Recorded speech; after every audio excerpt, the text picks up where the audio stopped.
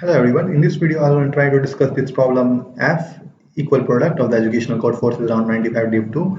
This problem is quite tricky. I am still trying to understand this problem, but still I try to explain here whatever I understood. So we are given four integers as our input, and we have to find this output x1, y1, x2, y2, the tuple, in such a way that x1 is greater than equal to 1, which is less than x2, which is less than equal to n. And similarly, here the opposite will be there, that y2 will come first and y1 will be later on, but this will be less than equal to n, not n. And also the product should be equal, that is x1 times y1 should be equal to x2 times y2, and also this product should lie in the range L to R. So what we have to do, we have to traverse each x1 from 1 to n, and then we have to try to find out such tuple of x1, y1, x2, y2.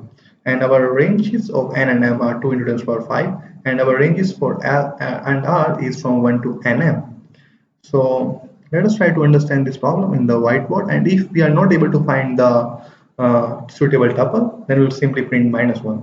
Okay, so here in this problem we are given that our x1, y1 is equal to x2, y2.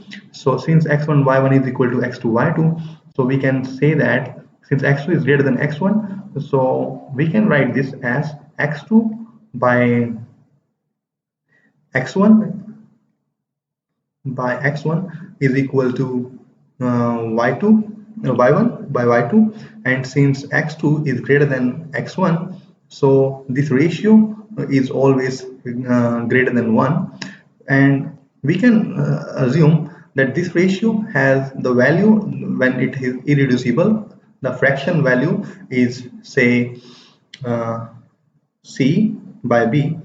So where C should be strictly greater than B, then what we also observe from this relation is that C should be the factor of y1 and also factor of x2. Let us try to focus right now on y1, because we want to first of all try to calculate this x1, y1, and then since this is equal to x2, y2, and we'll try to use this relation to calculate the values of x2 and y2 as well.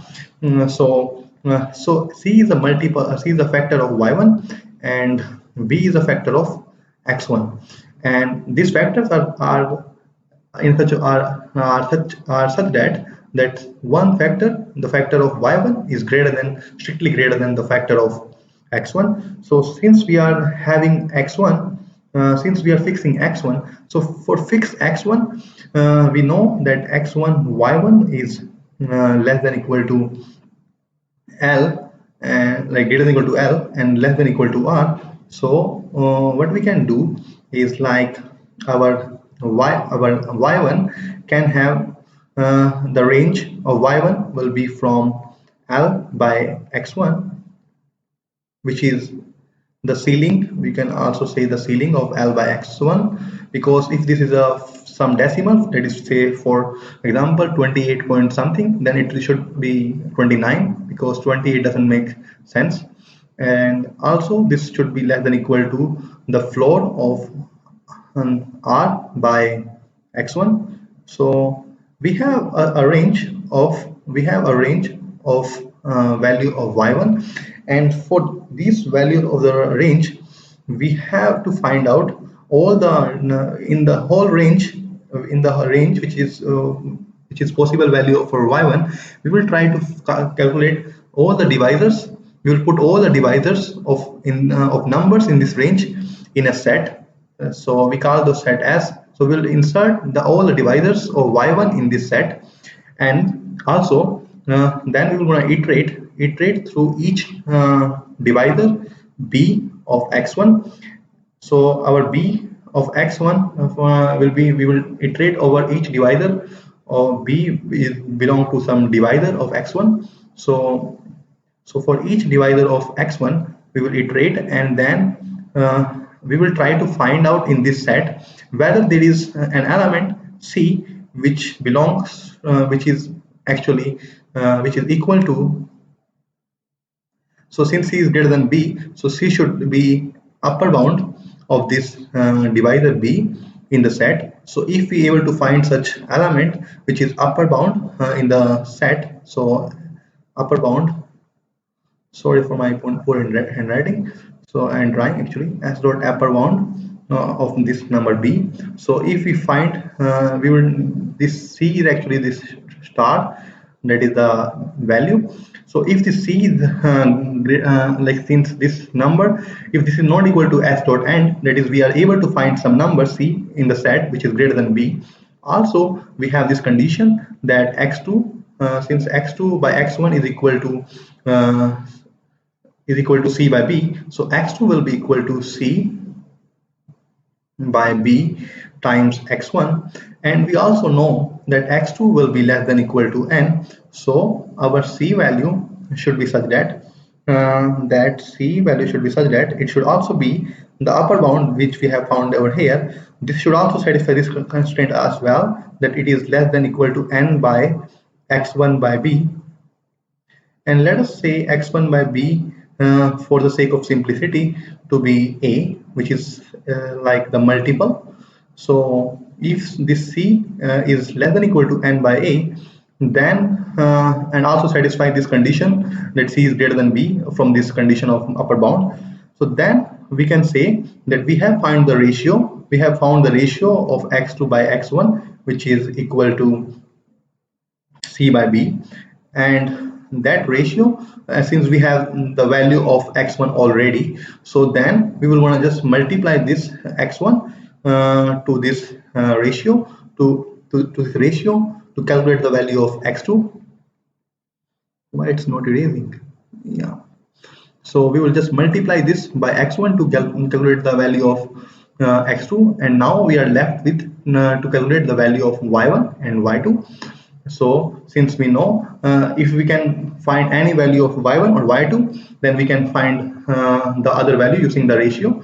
So let us see what the relation is. The relation is this: y2, actually not y2 will be in the denominator. So this is y1 by y2 is equal to c by b, where y1 is greater than y2. So what we're going to do, since c is a multiple of any number in the range y1, in the range of in the range which we can say this range, okay, so yeah, this range. So in this range we will try to calculate the largest value of y, which is having c as the divisor, so that we can find by simply dividing the largest element of the range, this element, to the value of the c, that will give us the ratio, and then that will give us the largest number y large, that is the number which is having c as one of its divisor. So after calculating the value of y large, we will simply multiply the y large with b by c to calculate the value of y2. And when we will not able to find any such tuple, there are only two possible scenarios. The one scenario is this: when the range in which we are iterating is just doesn't exist, that is this value turns out to be greater than this one. And other case, this thing will not when we will not able to find a tuple, will be when we will not able to find the element c which is greater than b, and also which is also satisfying this condition, that is c is less than equal to n by x1 by b. So let us now look at the code to understand it a little bit better. This is kind of like very tricky problem to explain. So we are inputting the numbers as long, and then this is just for the purpose of sealing. So we have our numbers till 2 into 10 to the power 5. So we are taking this as n. We are having a vector of divisors, and we are also having a array of count.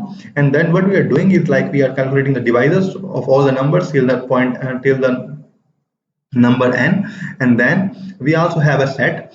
And so what we are doing, so these are the lower and upper bounds of the element of the value of the y corresponding to a fixed position of a fixed value of x1. So I told you, well, we're not able to find the range if this lower value is greater than equal to the upper value, because we have already reduced the value 1. So if this is greater than equal to, so we will not able to find.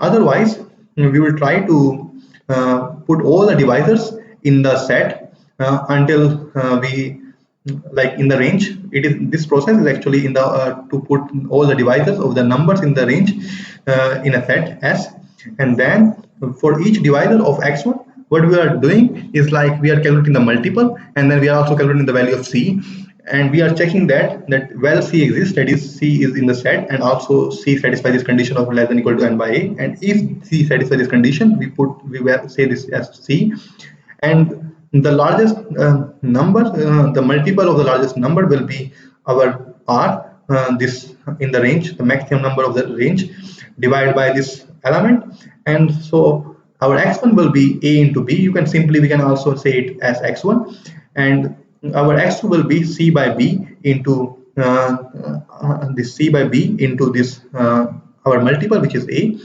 and then corresponding to the position, since we have this d, so this is y large into c, and similarly y large into c by b, b by c times like these are actually simply using the values of these ratios.